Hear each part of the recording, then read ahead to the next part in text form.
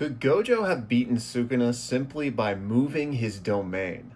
Let's talk about it, but spoilers beware. Alright, first of all, shout out to Seven Deadly Pins who asked me about this today, and specifically, he wanted to know about Yuta in Gojo's body. When he had a domain clash with Sukuna, wouldn't it have been smarter to just move his domain, like we saw Yuta was capable of, instead of emulating Gojo's basketball-sized domain? So we could boil that down to why didn't Gojo or Yuta just move his domain instead of what we saw from them? So let's break this down. And first of all, when it comes to moving domain expansions, we know that this is a thing, right? We not only saw it in the Hikari and Kashimo fight, but we literally saw Yuta do it against Sukuna earlier in their own fight, right? Now, he was in his own body with his own domain expansion, and that might be relevant, but we'll talk more about that in a minute. The point is, this is possible, right? So theoretically, if you have a domain clash between Malevolent Shrine, an open domain, and a closed domain, couldn't you move the closed domain out of Malevolent Shrine's range? Well, for my money, I don't think this is possible, mostly because we don't see it happen, right? And you could say, well, oh, Gege forgot it was a plot hole, right? But considering it was literally a plot relevant point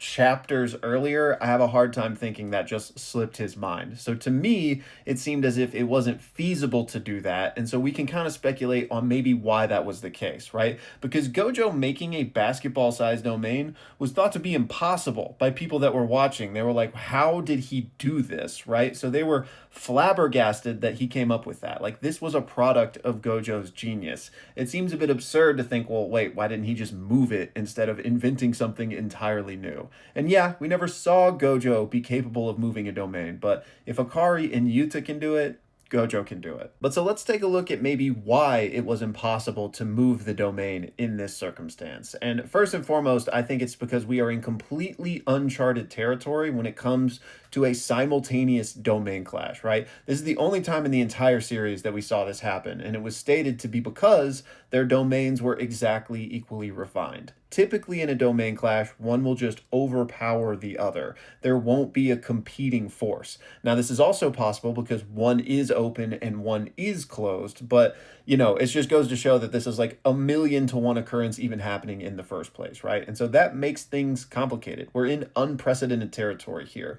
So you may not have as much control over certain aspects compared to if it was just your domain, right? Because in both the Hikari versus Kashimo instance and the Yuta versus Sukuna instance, they were the only ones casting their domains. There was no competing force potentially interfering with their coordinates or their domain programming, if you will. To put it another way, you might just be anchored to the spot you initiate those domain clashes because you are in a domain tug of war. You just may not have the same freedom that you would in a singular domain scenario. It could also be that if you're not anchored to a spot in physical reality, the two of them are anchored to each other because of their simultaneous domain clash. Meaning, if Gojo had tried to move the domain, Malevolent Shrine and Sukuna might have just moved along with it because of their connection. But let's just play devil's advocate a little bit and say that this is possible. And the reason we didn't see Gojo do it is because he simply didn't know how, right? For whatever reason, Hikari and Yuta can do it, but it's just something that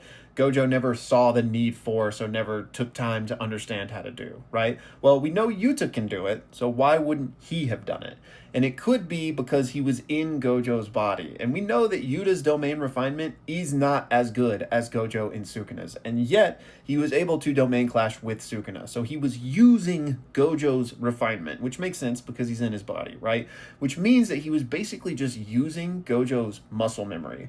So Yuta emulating the basketball-sized domain was just him using that muscle memory, right? So Yuta may not have had the freedom of manipulation in order to even attempt to move Gojo's domain, because messing with that programming at all would mean messing with the refinement and potentially losing the domain clash outright.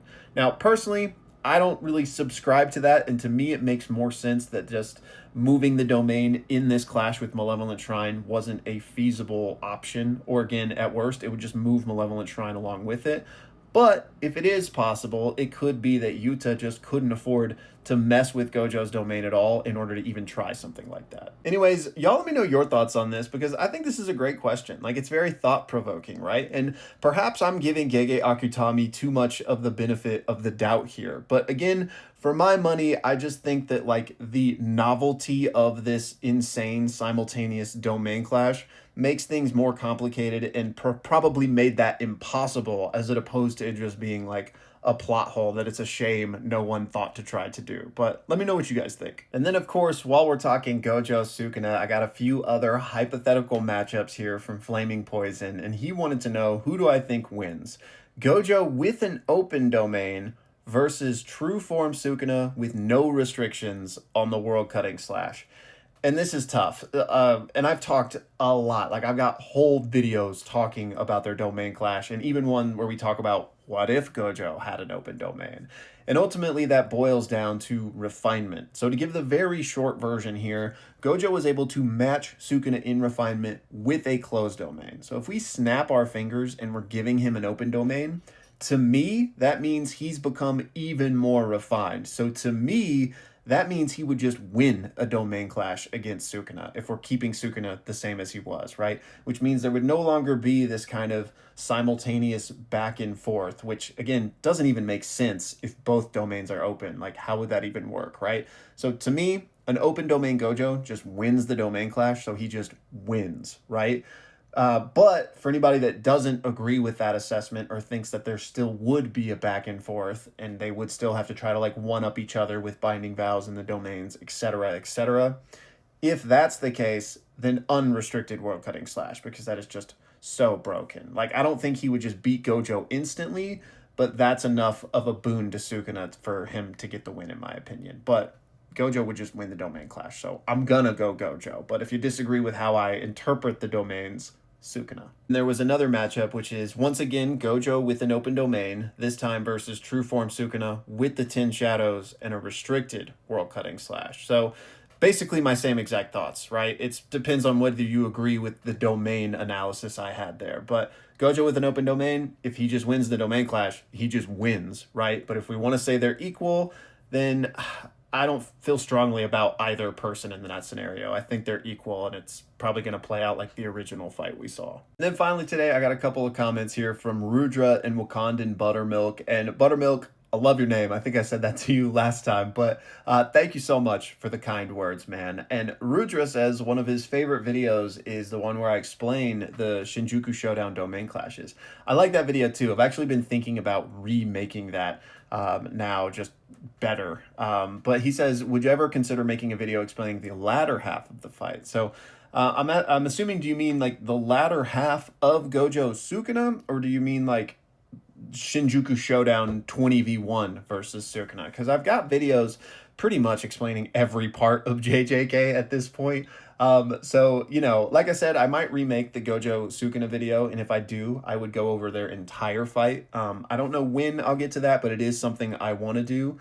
And if you're more so referring to everyone else versus Sukuna, maybe at some point, but like I mentioned, I pretty much have a video detailing certain aspects of that already, depending on what you're looking for. Anyways, that's going to do it for this one, y'all. As always, thank you for watching, and I'll see you in the next one.